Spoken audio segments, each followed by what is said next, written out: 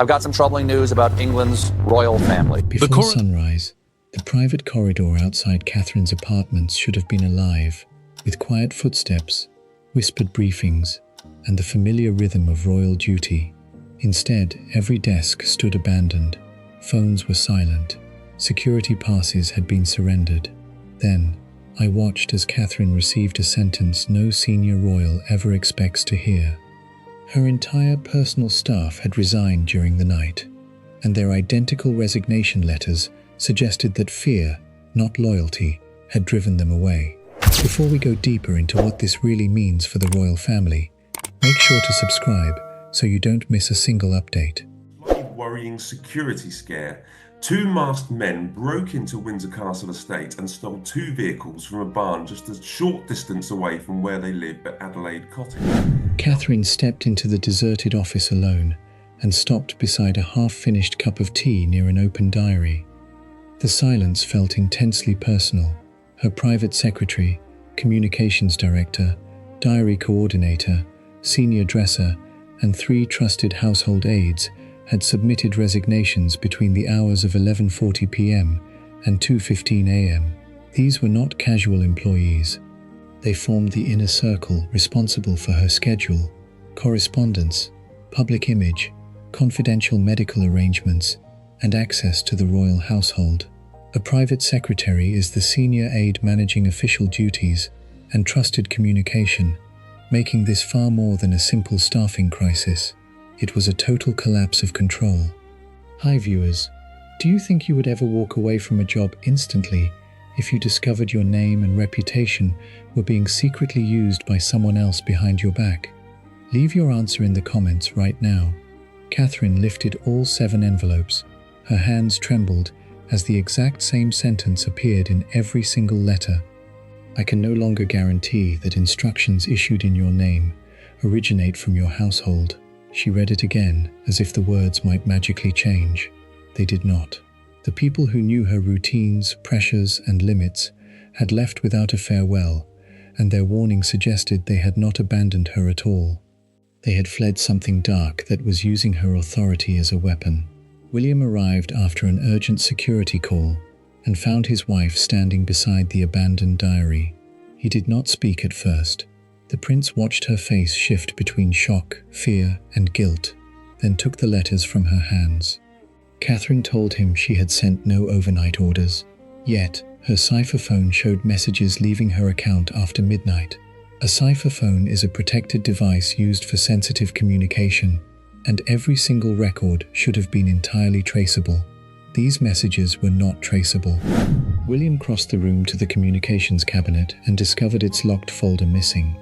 He ordered the doors sealed and told the palace security chief to freeze all digital accounts connected to the household.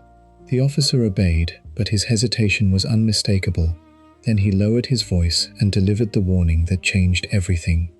The resignations, he said, were only the visible consequence of something that had begun weeks earlier.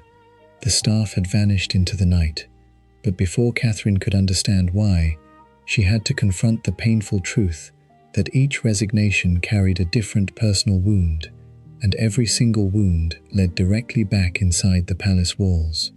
Royal households are built entirely on protocol, but Catherine's inner circle had survived through something far stronger, which was personal trust. They had managed exhausting tours, guarded private family moments, and protected her during the most difficult periods of public scrutiny. These were the people who could interpret a single look before she even spoke a word. Yet within a few midnight hours, that loyalty collapsed. To understand the resignations, William had to discover what each aide genuinely believed Catherine had secretly become. Catherine returned to Eleanor Hart's letter and read it much more slowly than before. The private secretary had managed her diary for 8 long years, had refused a promotion rather than leave the household, and had remained beside her through relentless tours, heavy family pressure, and long periods of public judgment. A private secretary is the senior aide responsible for organizing official duties, managing sensitive communication, and protecting access to a royal figure. Eleanor had never been simply a casual employee. She had been one of the very few people trusted to speak honestly when everyone else remained carefully silent. Catherine reached the final handwritten line and stopped breathing for a brief moment. The woman I served would never have approved what was done. The words did not accuse her directly, yet they wounded her far more deeply than any public criticism ever could. Eleanor had not written out of anger, she had written with profound grief. That single difference terrified Catherine, because grief meant the trust between them had already been shattered before the resignation was ever signed. William studied the remaining files and finally admitted what he had hidden for weeks. He had noticed Thomas Vale becoming increasingly guarded during media briefings, and Mary Ann Cole avoiding private discussions near palace phones. The prince had dismissed those subtle changes because Catherine was already carrying enough pressure, and he believed his silence would protect her. Now he understood that his silence had actually allowed fear to grow thick around her. Thomas had defended the princess through years of intense public controversy, while Mary Ann had been trusted around George, Charlotte, and Louis during private family occasions. A communications director controls public messaging and media responses, making Thomas one of the first people to recognize when Catherine's voice was being copied or distorted. He had recently challenged aggressive instructions bearing her digital signature, including demands for private information concerning other royal households. A recovered voicemail changed everything. Eleanor's official resignation stated she had left voluntarily, but an erased recording from her work phone captured her whispering something chilling. "They are using her authority to force us into silence." William played the audio twice. Catherine listened without moving a muscle. Mary Ann's final diary entry carried the very last warning. She mentioned a Windsor reception, one closed-door confrontation, and the exact sentence everyone would later remember. That was the moment we understood the princess had lost control of her own name. The resignations were no longer acts of disloyalty. They were desperate warnings, and the first true warning had been issued at Windsor during a ceremony Catherine would later desperately wish she had stopped. 3 weeks before the officers fell silent, Catherine attended what appeared to be an ordinary Windsor reception honoring youth charities. The speeches ended, the guests departed, and the cameras were removed. But behind a closed drawing room door, her private secretary was handed an instruction carrying Catherine's authenticated seal. It ordered the staff to compile confidential loyalty assessments on members of the royal family. Catherine had never approved it. That single command became the exact fracture from which everything else broke. You think you know who authored the forged seal, but the next video exposes a secret document found inside the Central Archive that proves the command came from a room where William is strictly forbidden to enter, and you cannot afford to miss it. Catherine moved through the final conversations, unaware that danger had already entered deep inside her household. William remained nearby while Charles and Camilla spoke with senior officials after the youth service ceremony. The reception had taken place in Windsor Castle's Crimson Drawing Room, a formal chamber used for important private gatherings after public events. That detail mattered because decisions made there carried the heavy weight of royal authority, even when no cameras remained to record them. Eleanor Hart stayed behind after Catherine left to speak with young volunteers. Adrian Mercer summoned her into the adjoining room and placed a sealed directive on the table. He worked inside the Central Palace Secretariat, the office that coordinated instructions between royal households and gave official orders their true authority. Mercer told Eleanor the document required the Wales staff to record private conversations, emotional weaknesses, and signs of disloyalty across the family. Eleanor read the first page and instantly refused. She told Mercer that Catherine would see such monitoring as a brutal betrayal of trust, especially because it targeted relatives who believed they were speaking privately.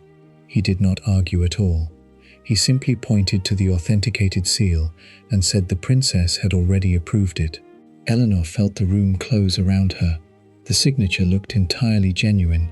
The order did not. Catherine noticed the fear hours later beside the Windsor staircase. Eleanor approached her without another aide present and asked why she had authorized surveillance of Charles, Camilla, William, and other members of the household. The princess stared at her in absolute horror. "I issued no such instruction," she said. then reached for the document with a hand that had suddenly gone cold. Mercer appeared before they could compare the records. He removed the order from Eleanor's grip and dismissed the incident as a routine administrative test. Catherine challenged him immediately, but he insisted that no action had been taken and no harm had been done. William watched the exchange and saw something much darker than simple confusion. Mercer was not embarrassed. He was controlling the damage. Days later, Catherine received a formal complaint accusing Eleanor of mishandling confidential information. The accusation was entirely forged, but its purpose was crystal clear: make the princess distrust the one aide who had warned her first. What began as a falsified order soon became a deliberate campaign of division. And when Catherine finally summoned Mercer face to face, neither rank nor protocol could contain the confrontation. Catherine had endured public judgment with composure, but betrayal inside her own household demanded something much colder. She summoned Adrian Mercer to a private sitting room and dismissed every aide, leaving only William beside her. On the table lay the forged directives, the recovered voicemail, and 7 resignation letters. When Mercer entered, Catherine did not offer him a chair. She pushed the documents forward and asked the question that stripped the room of all ceremony. "Who has been speaking in my name?" Catherine held his gaze while William closed the door behind him. The confrontation took place inside a private Kensington Palace sitting room, after the prince confirmed that several disputed instructions had originated beyond the Wales household. The Wales household is the team serving William, Catherine, and their family, separate from the king's central staff. That separation mattered because someone outside her office had crossed a protected boundary and borrowed her authority. Mercer looked down at the papers, but did not touch them. He controlled communication channels between royal offices, giving him access to schedules, digital authorizations, and internal distribution systems. Catherine told him what those powers had done. Her staff now believed she had become suspicious, punitive, and obsessed with collecting private information about rival households. Those aides had known her through intense pressure, illness, and family fear. If they believed the false orders, then the deception had been designed with brutal precision. William felt his anger rise when Mercer suggested the resignations proved Catherine's leadership had become unstable under pressure. The future king stepped forward, but she stopped him with one quiet gesture. Catherine refused to let the administrator turn the room into a debate about her strength. She reminded him that 7 people had abandoned careers they valued because remaining beside her had become morally impossible. Catherine placed her cipher phone on the table and played a recorded message sent under her identity. A cipher phone is a protected device used for sensitive official communication, meaning every message should carry a secure and traceable source. The voice was electronically altered, but one phrase cut through the distortion: "Contain the risk before it becomes the story." William had heard Mercer use those exact words during private briefings. His face changed before he could hide it. Mercer finally admitted that protective instructions had been issued without Catherine's direct knowledge. He insisted they were meant to preserve stability and had been approved by someone empowered to act for the sovereign. The sovereign means the reigning monarch whose authority gives palace orders their highest institutional force. Catherine asked for the name. He refused. Mercer opened the door, then turned toward William with a final chilling warning. Exposing the full chain of command, he said, would create both a constitutional crisis and a personal rupture inside the king's household. Mercer had confessed to the machinery, but not the hand controlling it.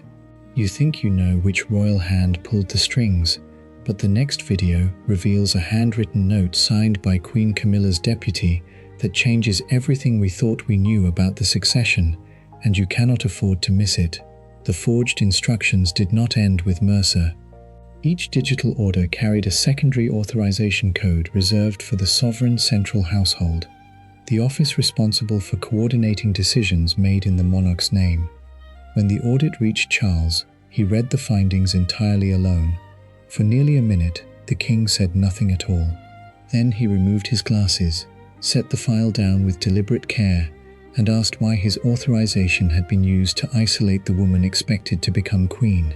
Charles turned the first page again, hoping he had misunderstood what the code actually meant. The Central Royal Secretariat could authenticate messages across separate households, making its approval appear far stronger than instructions issued by Catherine's own office. A Royal Secretariat is the administrative body that carries decisions between senior members of the family and their staff. Its authority mattered because Eleanor, Thomas, and the others had every reason to believe the false commands were genuine. The king found the source buried deep inside a dormant emergency protocol. Officials had created it during a period when Catherine reduced her public schedule, supposedly to keep urgent work moving when she could not personally review every request. An emergency protocol is a temporary system allowing trusted officials to act quickly during disruption. In the wrong hands, however, that shortcut had become a dangerous weapon. Charles understood that his authority had not merely supported the deception, it had made resistance look like disobedience. Catherine received the findings from William and felt something inside her break completely. The prince explained that palace officials had continued issuing instructions through her name because they considered her too personally vulnerable to manage her own household. She heard the language for what it truly was. They had turned genuine concern into calculated control. They had treated her difficult period not as something to support, but as an opportunity to reduce her power. Camilla denied authorizing surveillance when Charles confronted her through a recorded private conversation preserved for the internal inquiry. The Queen Consort insisted she had never read the final directive, yet the activation request had been signed electronically from her administrative suite. She admitted that her office had discussed protecting the monarchy during a future transition, but she claimed Mercer had taken those discussions far beyond their purpose. Charles then found the handwritten note that destroyed that defense. Camilla's deputy had described the operation as a way to stabilize the succession household before the transition. A succession household is the staff and structure surrounding the royal figures expected to inherit greater authority. Catherine's weakness had never been the true concern. Her future influence had been the target. The king ordered the protocol terminated immediately, but William discovered the missing communications folder contained one final plan, scheduled to begin within 48 hours. The monarch had withdrawn the authority, yet the operation had already moved beyond paperwork, and its final stage threatened to separate Catherine from every remaining person she trusted. By afternoon, the resignations could no longer be contained. Engagements were cancelled, confidential calls went unanswered, and Catherine's household stopped functioning with the precision expected of a future queen. Yet the practical chaos was not the deepest injury. The forged messages had reached her family. William discovered that private conversations involving their children had been logged, categorized, and circulated as evidence that Catherine was emotionally distracted and professionally unprepared for greater responsibility. Catherine watched 2 charity meetings disappear from her diary, while unanswered correspondence gathered across the office. Palace officials prepared a temporary replacement team, but she refused to let unfamiliar aides near sensitive schedules involving George, Charlotte, and Louis. A royal household is the private staff structure supporting a senior family member's official and personal duties. Without trusted control over that structure, every appointment, message, and family movement could become another opening for manipulation. Catherine sat opposite William at the breakfast table and finally admitted what frightened her most. She feared Eleanor and the others had left, believing she had personally betrayed them. The princess could endure cancelled appearances and hostile headlines, but the thought that loyal people had walked away carrying a false image of her cut far deeper. William reached for her hand, yet even his reassurance could not erase the final lines in those resignation letters. William opened the private assessment and felt his restraint vanish. The document described Catherine's devotion to George, Charlotte, and Louis as an institutional weakness. Claiming her concern for the children made her too hesitant for greater authority. The prince read the sentence twice, then set the file down so sharply that Catherine looked up. He understood exactly what the assessment was trying to do. It was turning motherhood into evidence against her. The missing folder surfaced hours later inside a central palace archive. A central archive is a secure record system where official documents and internal decisions are stored for controlled access. Inside was a draft proposal recommending that Catherine's household be permanently absorbed into the king's administrative structure that would place her staff, communications, and schedule beneath officials she had not chosen. William found the final clause and went completely silent. The proposal also called for removing his authority to appoint his wife's senior aides, effectively placing Catherine under supervision without announcing it publicly. The future king stood at once and said he would confront Charles before another minute passed. Catherine stopped him. She knew the king would have to answer, but anger could wait. First, she needed to speak privately with Eleanor, the woman whose resignation had hurt her most and whose warning had been ignored first. You think you know how this emotional meeting at Adelaide Cottage ends, but the next video reveals a secret text message sent by Prince William during the standoff that proves the monarchy was moments away from total collapse, and you cannot afford to miss it. For the first time since the crisis began, Catherine chose neither protocol nor power. She chose the broken relationship at its center and walked into a meeting with no officials to protect either woman. Catherine met Eleanor after nightfall in a private room at Adelaide Cottage. No secretaries waited outside. No recording secretary prepared an official account. The former aide stood beside the door, uncertain whether to bow, apologize, or leave. Catherine placed the resignation letter between them and spoke without anger. "You believed I had turned against you." Eleanor's answer was immediate and devastating. "No, ma'am. I believed someone was destroying you and that staying had begun to help them." Catherine had arranged the meeting through a private telephone call, bypassing every palace channel that had failed them. Adelaide Cottage is the family residence near Windsor, where she and William could speak away from the machinery of the larger royal household. That distance mattered because neither woman trusted official messages anymore. For the first time in weeks, no administrator stood between the question and the truth. Eleanor explained that the staff had resigned together because remaining would have made the forged orders appear legitimate.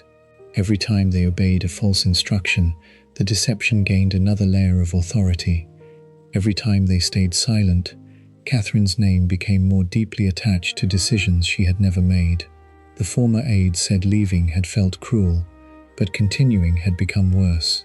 Catherine lowered her eyes and apologized.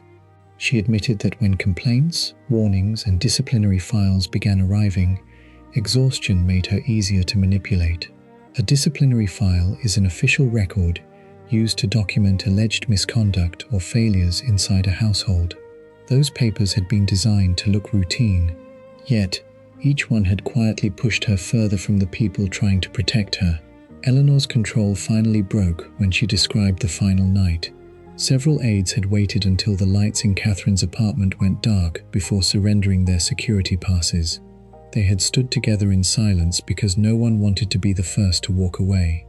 She told the princess that Thomas had nearly returned twice while Marianne cried after placing the household diary on the desk. Eleanor then opened her bag and produced a handwritten log. The documented account listed every suspicious instruction, each authorization number, and the private warnings issued by Mercer. It showed that Camilla's deputy had activated the emergency protocol, while the administrator had expanded it into an unauthorized campaign meant to weaken the independent Wales household. An independent household gives senior royals control over their own staff schedules and decisions. Destroying that independence would have placed Catherine beneath officials she had never chosen. Catherine closed the log and asked Eleanor to return, not as an employee pretending nothing had happened, but as the woman who would help expose the operation before the country heard a distorted version. The truth had finally reunited Catherine with the loyalty she thought she had lost. But by morning, the palace walls could no longer hold the story, and Britain was about to judge what had happened. At 6 o'clock the next morning, Britain awoke to an image more powerful than any official statement: a row of empty desks inside Catherine's private office. Each chair pushed back, and every security pass placed neatly beside the telephones. Across the front page of the Daily Chronicle ran 5 words in enormous black type: "Who spoke in her name?" Within hours, the resignations had become a national argument about loyalty, power, and the future Queen's right to command her own household. Catherine watched the first television bulletin beside Eleanor and felt the old fear return. Commentators described the resignations as evidence of disorder under her leadership before the full facts had emerged. Eleanor remained close, reminding her that the staff had left to expose the deception, not to condemn her. An internal investigation is a formal palace inquiry used to examine misconduct, security failures, and abuse of authority.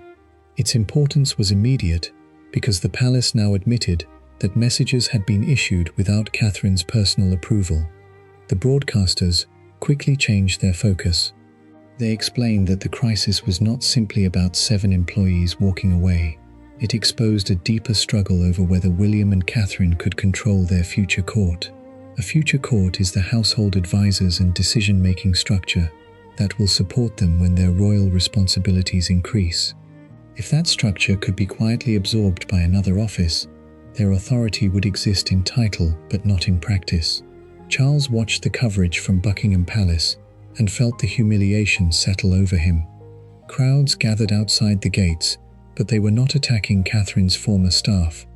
They demanded accountability from the central household that had authenticated the false orders. The king understood why the anger had shifted. His authority had made the deception believable, and his silence had allowed suspicion to fall on the wrong people. A major broadcaster then displayed all 7 resignation letters side by side.